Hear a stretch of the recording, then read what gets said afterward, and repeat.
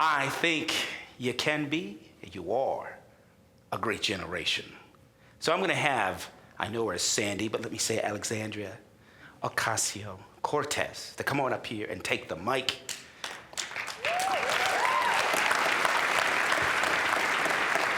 I bet she agrees with me. And man, she always has this wonderful flow. So, can this be the generation that's great, Sandy? Let's see.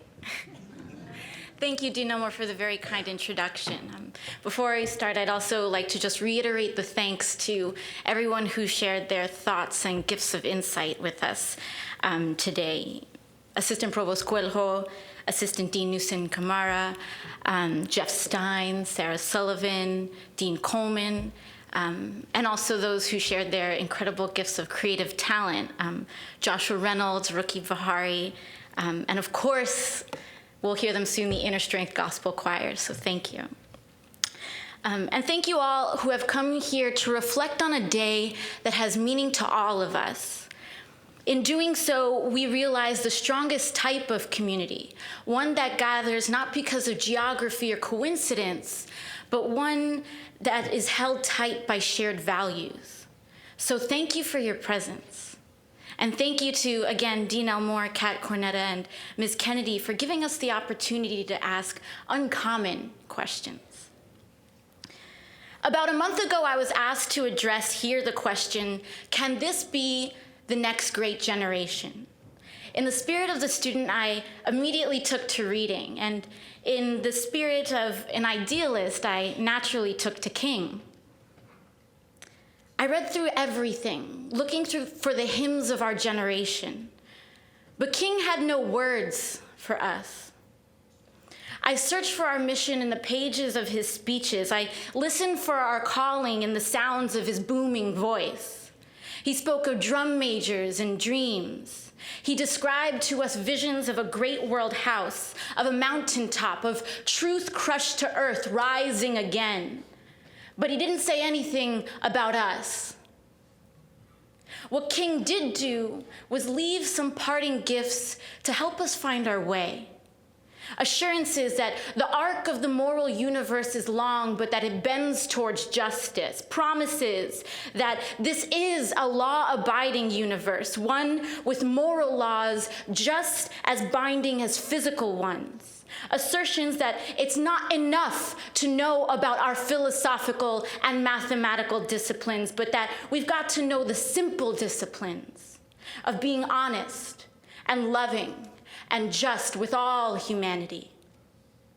But on the issue of us, he was silent. So where does that leave us? Can this be a great generation? Yes. Yes, of course it can. Greatness has never been a result of circumstance or fortune. It is not an inherited trait or a function of destiny. Greatness dresses in humble clothes, emerging from tested integrity, unwavering belief, and unshakable commitment. Greatness is the long haul. So I'd like to respectfully defer the question, can we be great? For perhaps a more pressing question, how can we be great? And it seems as though the first step is a choice.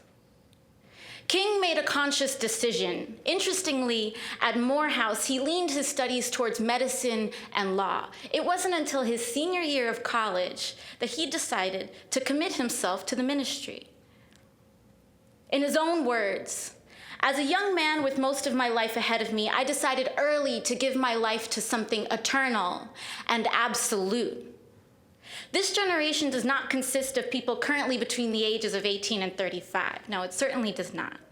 This generation consists of all people who choose to be young at this time. It is a much smaller group. As they say, it is far less work to curse the rain than it is to sow a seed. Giving up is easy. It is living out our imaginations that takes work.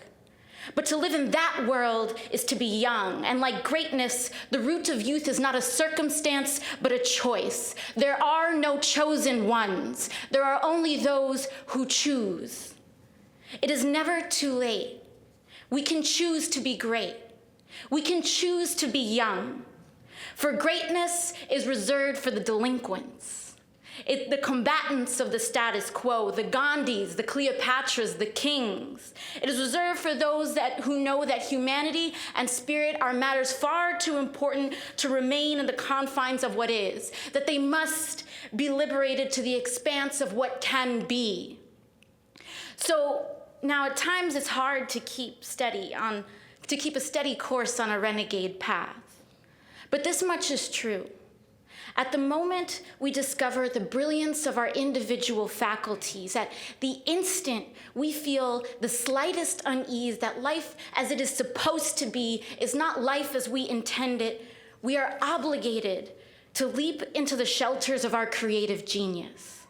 To do otherwise, to yield to the forces of circumstance, guarantees a death far worse than that of a beatless heart, that of a subordinate spirit. So we must choose to be whole in our commitment and fresh in our thoughts. That being said, it's important to look at the environment in which we make these decisions. We live in interesting times, encouraging times of opportunity, challenging times of setbacks. We meet at an inflection, and this time is a cusp. From newfound modes of art to the dawn of technology and the wide open plains of economic growth and innovation, there are so many possibilities to take stake in at this very moment. In many ways, it is not only us who are young. The world is young as well. Banana farmers in the rural Congo can testify that in a text message. A 5-year-old in Boston can easily connect with another in Calcutta. 500 million people are all connected to one virtual social network. This is what the dawn of an era looks like. These are our victories. However, the challenges of the world today are also easy to see. They occur in the denial of freedoms, typically those excused as circumstances out of our control.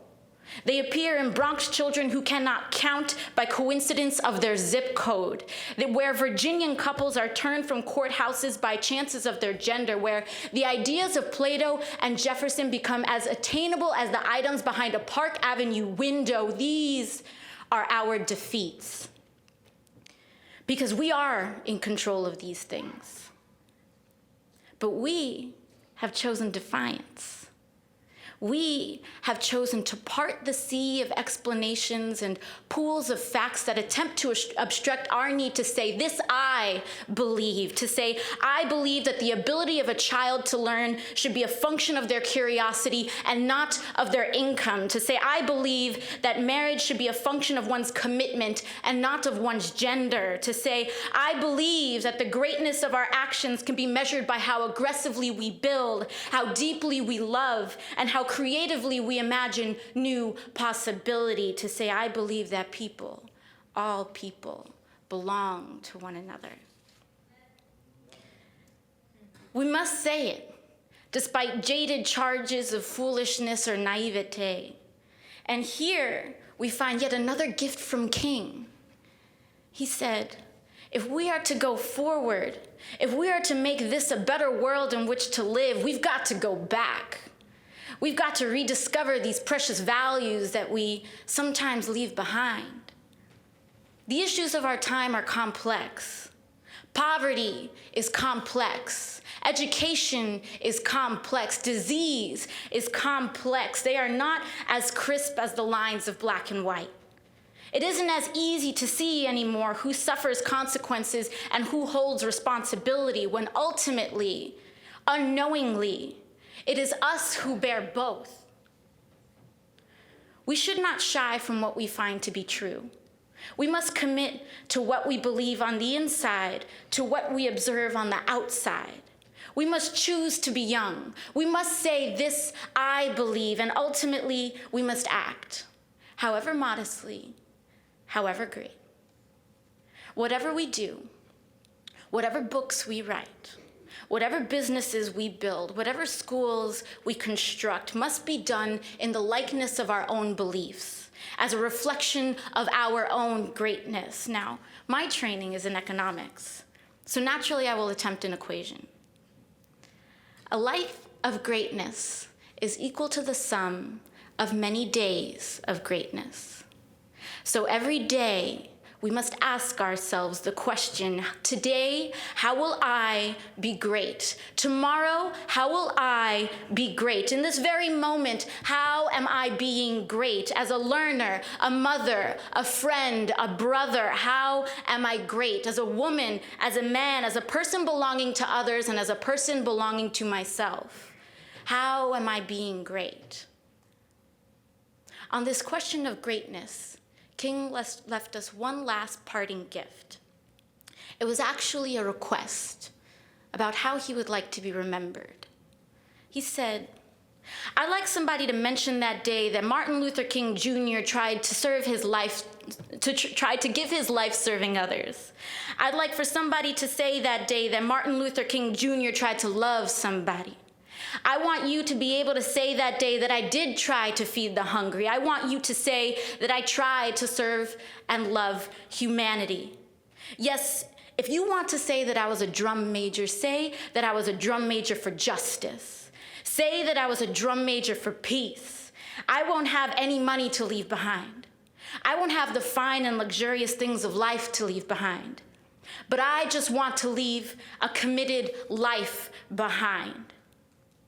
Such is our example of greatness, to lead lives committed to things eternal and absolute, to understand our beliefs and create in their light, and to actively choose the exemplary life. Thank you.